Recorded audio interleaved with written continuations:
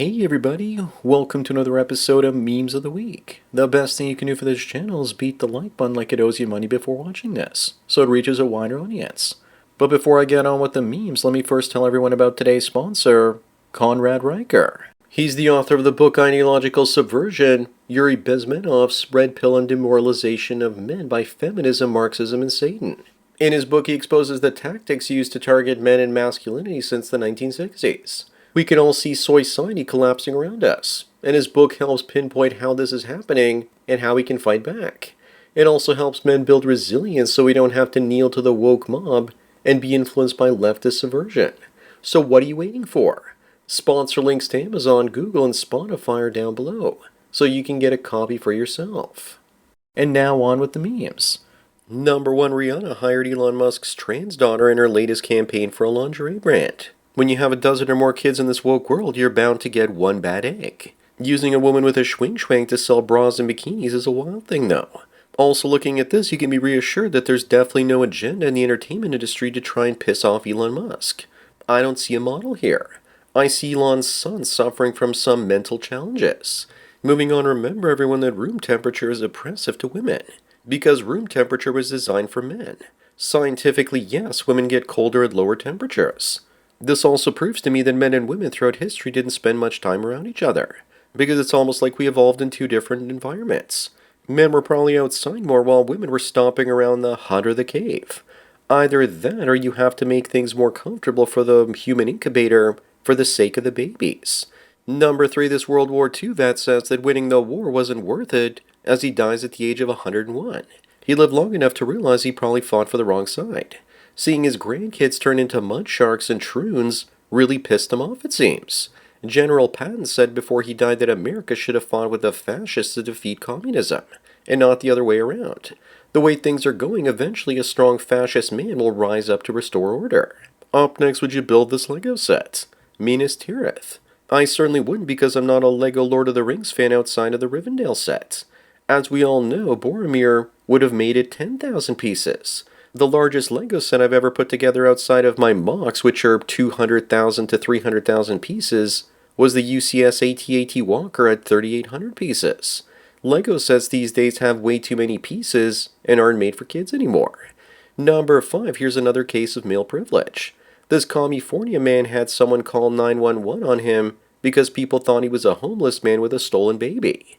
Meanwhile, that's just him with his daughter. I wouldn't be surprised if he was also a millionaire or something. These days, the rich look super poor and the poor look super rich. I'm glad that both him and the cop laughed it off. But if this happened to a woman with her newborn, she'd probably sue the police force. Moving on, here's Brian Johnson planning to live forever by spending $2 million a year on supplements and gene therapy to try and live forever. And he definitely looks unhealthy. Meanwhile, Hunter Biden just took some drugs and he looks a lot better. Of course, it's because of his tan. But tanning also causes DNA damage, even though in the short run, it makes you look a lot healthier. So appearances can be deceiving. Brian might not look normal, but he's probably going to live a lot longer. Number 7, Google used to be so cool. What happened? I remember getting my promotional Google package in 2005 with the USB key, USB light, Google mouse, all in an awesome case. Somewhere along the way, they became an evil corporation and stopped giving out cool stuff. That was back when their motto used to be, "Don't be evil." If that wasn't an admission, then I don't know what was. These days, if you drop the soap, Google might actually take you from behind, if you know what I mean. Up next, check out this so-called microaggression. Apparently, if a white male enters a Wendy's, he's going to be enthusiastically greeted by a sweet young lady. But if he's a Jeet picking up DoorDash deliveries, then she's going to give him a dull, neutral look. Who comes up with these so-called racist memes? If the Wendy's woman treated the Indian guy enthusiastically, she probably would have been accused of being nice to cover up the fact that she was being racist. You just can't win with these people. Number 9, remember everyone that when you take the red pill regarding female nature, this is how you start seeing the world as a man. You start to see how women in the state treat you as a disposable utility and how we actually live in a gynocentric society and always have. If we free ourselves from the gynocracy through philosophy and eventually technology, then we'll finally be free men for the first time in history. And most of us don't even realize this yet. Also, the red pill about women is a red pill among many. Moving on, apparently the economy has gone so bad that young guys have moved on to sugar grannies instead of sugar mamas. There's not much sugar there. She's probably wanting that young guy to get a job so that he can actually be her retirement plan and pay for her nursing home. And what are you going to get in return except for a dried up box? Nothing. You're also going to need protection for your eyes after you see her disrobe. Number 11, my how times have changed. That back in 2010, a woman with 7Xs in her mid-20s was seen as sleeping around excessively. Today it's just another Tuesday. That hair, though, that was definitely prophetic. Today this town bicycle would be practically a virgin. This is a box office bomb because it showed a woman with a high notch count. That's probably why women didn't want to go and see it.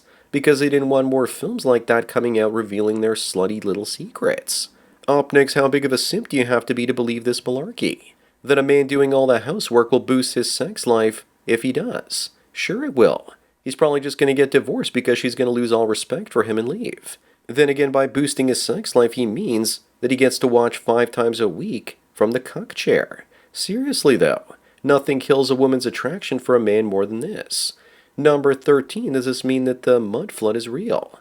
The evidence for the Tartarian civilization is all around us. They removed bricks from a facade in Cincinnati and revealed a 19th century building behind it.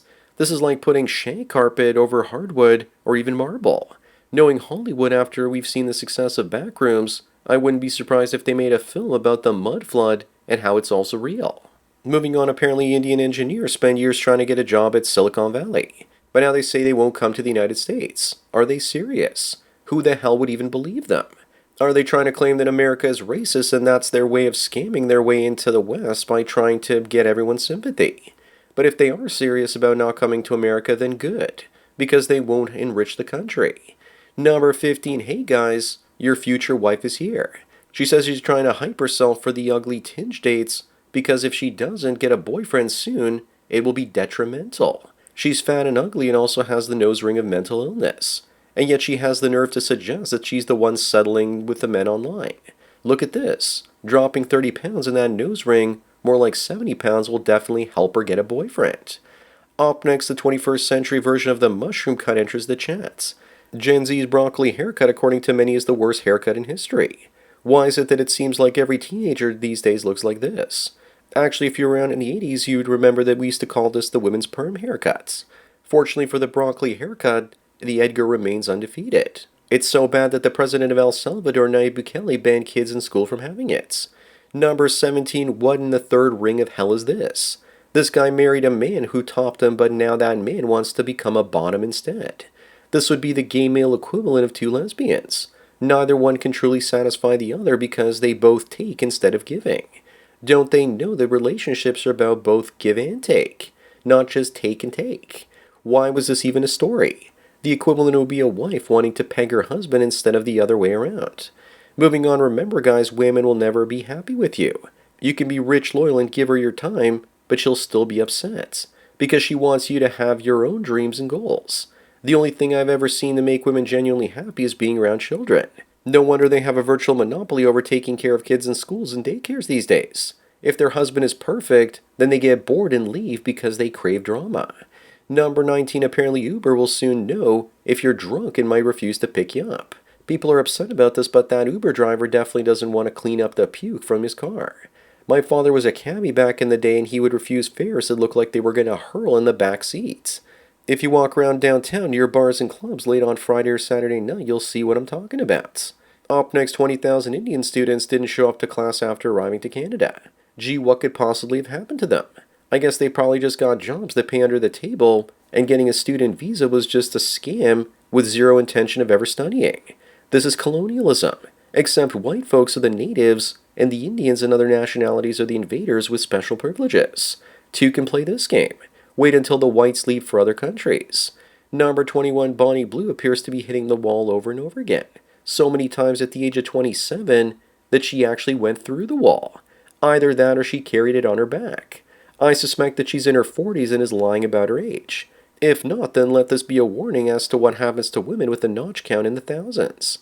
I wouldn't be surprised if this is the next picture in the sequence. You know what they say. You are what you eat, and her shape here would be fitting. Moving on, looks like Hollywood wants to destroy yet another franchise by rebooting Inspector Gadget with Will Ferrell in the lead role. He's just too damn old for that. How about making it retro back in the 80s to look like the cartoon? It won't work outside a cartoon because Brain the dog can't actually do what humans do.